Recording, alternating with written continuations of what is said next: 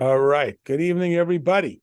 Welcome to our Tuesday night special characters and lessons in life and so on. And today I asked Mrs. Friedman to join us and speak about an organization in our community, which is quite important, though sadly so, but necessary. And it is called Shalva. We're in the month of Elul. One of the characteristics of Elul is the Ari Miklat, the safe city. Everyone has to have their safe place spiritually and emotionally. And Shalva provides a safe place of its own. So, first of all, Mrs. Friedman, thank you 1,000 thank yous for joining us. And everybody's busy in school and Yontif. So really appreciate you making the time. We promise not to keep you too late. So thank you very much for joining us. Okay, fill us in. Pleasure. Well, if this is your greatest pleasure, you need to get out more. But we really appreciate it. So please give us a little background. What is Shalva? Can you tell us about it, what it does, and how you got involved in Shalva and made this your life's passion? Sure. So Shalva is Chicago's oldest independent Jewish domestic abuse agency. Actually, it's the oldest independent agency, Jewish domestic abuse agency across the nation. It's been around, I think, about 33 or 34 years now. It got started, actually, a Rebbitzin 33 years ago came to Chicago and got a group of women around the table and said, we're experiencing this in our community.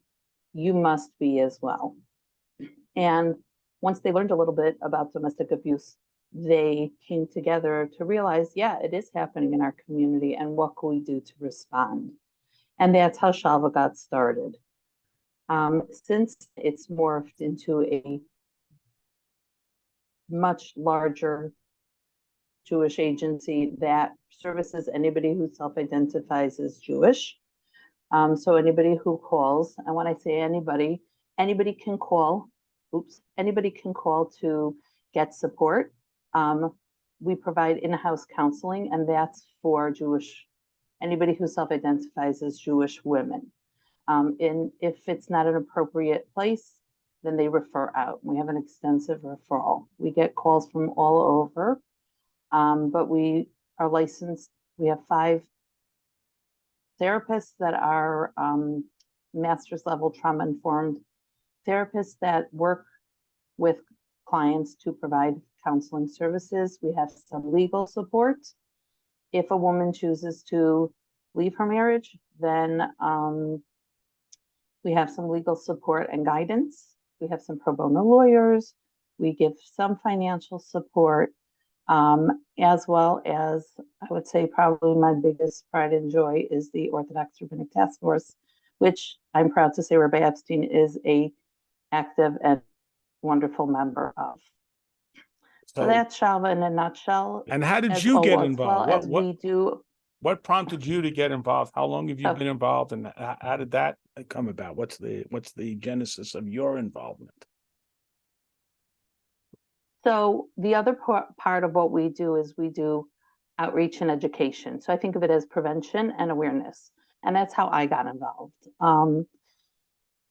Being that there is a continuum of Jewish people, right? So I am the Orthodox Outreach Coordinator, and I actually am a shetelmacher, which is my other job, which is a hairdresser. And if many people know, everybody tells everything to the hairdresser. It's true. So I've sort of gotten involved, and I have been involved within the community. So when this opportunity came up, I felt like here was an opportunity that was sent to me to be part of the solution and to try to actually help the women of our community and do prevention and do advocacy and really help support the women. So that's, somebody approached me and said, Esther Yona, that's my first name and second, you'd really be a good fit for this job. And I am passionate about helping people. And I took it and I thought, I'm only going to be a few hours a week. I could say I could do this full time, but I don't, but I could. So that's how I got involved. So how long have you been involved in this? 10 years. 10 years. Oh boy.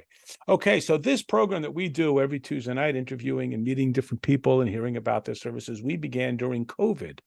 So it may feel like it's ancient history, but how did COVID and the whole shelter in place and all of that, that may feel like it's a long time ago, but we know a lot of people are still living with the consequences of that. How did that play into the work of Shalva?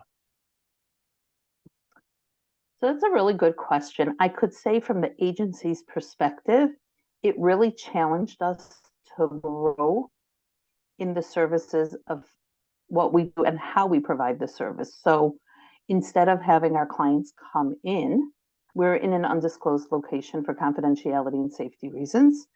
We were able to now morph into virtual and phone. So I would say that as far as the agency went, that was a huge change and a good change. And it's a change that we're still doing today.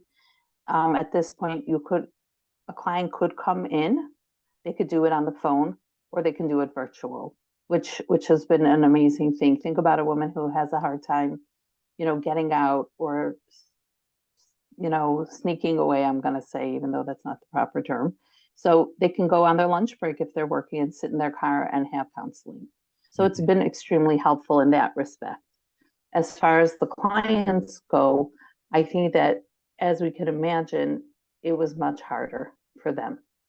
And just being in survival mode is really what happened. And I can say that we've had an uptick in clients reaching out for services since things have opened up. Oh, and during the pandemic, I could say that clients who were really coming once a month or once every other week needed more additional support and started to come back weekly. Well, our services are free for as long as clients need.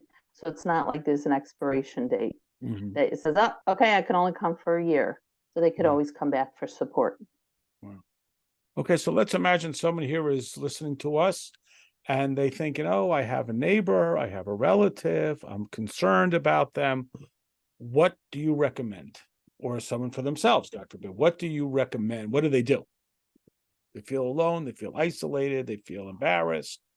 This doesn't happen in Jewish homes, or all kinds of stories they tell themselves. What do they do? So I'm going to comment on one thing that Rabbi Epstein just said, which is domestic abuse doesn't happen in Jewish homes, but it does. It doesn't discriminate. It happens in every Jewish home, every type, does not discriminate, wealthy, poor, religious, not religious. It happens across the board. I say it does not discriminate. That being said, if we suspect somebody and you want support, you can always call the Shalva number, Which is? And 773-583-HOPE, HOPE. And you can speak to somebody there, as well as we have a very robust website with videos and tools and information, even actual statements of what to say and how to say it. What's the website? I think that if shalvacares.org. SHALVA cares.org. Correct. Okay, I'll put it in the chat just in case somebody needs it. Thank you. Listening. And we are here for you during, the best time to reach us is during business hours, so like 9 to 5. Give me the phone number again. Just give me the phone emergency. number. I'll type it in the chat. What's the number? 773. 773 Yes. 583 HOPE.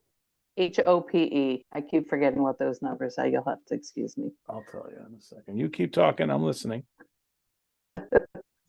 So if you yourself feel you need support, call the number. Come in, speak to a therapist. They're amazing, amazing people. I've really worked with them and really admire and respect everybody that works there. It is a very warm, nurturing, not judgmental place to be. Very safe environment. So what has the other been... thing I would suggest yes. Please. Go ahead. Is to support somebody, is to believe them and hold what they say in confidence. Yeah, very important. How has the response been from the sort of general establishment of the community, the leadership, and so on? How was that worked out? You find them being cooperative or they don't like it? So I could say that when I started 10 years ago, I was worried that people in the community would say, oh, it doesn't happen.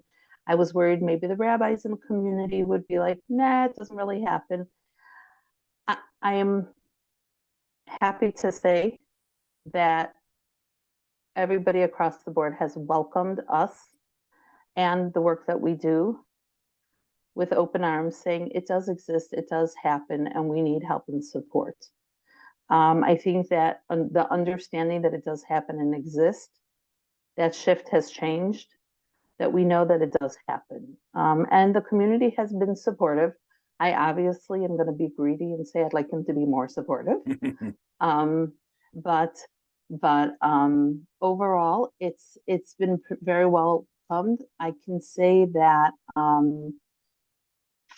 maybe 6 years ago, we formed an Orthodox Rabbinic Task Force. Just to give you an idea, we have a consortium of 12 Orthodox rabbis, cross sections of the Jewish community here. And they've come together for extensive training. If you don't believe me, ask Rabbi Epstein.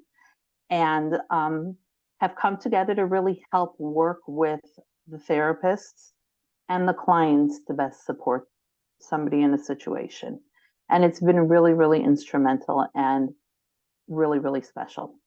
And I think that speaks volumes to the rabbis and the leadership in our community.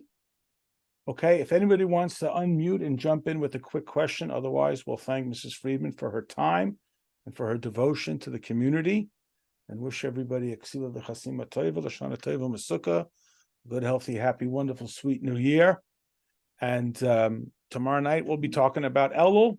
And if anybody has a quick question that they'd like to ask, and of course, we put the website and the phone number in the chat. If you need it or you know someone who needs it, please jot it down. Or if you want to call me personally, I can help you, in my context as well.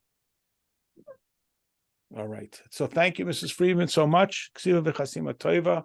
Thank you for all you do. We should only have happy things to talk about. Thank you. Good night, everyone. We'll see you tomorrow night. Good night. Thank you so much for your Good night. time. Thank you.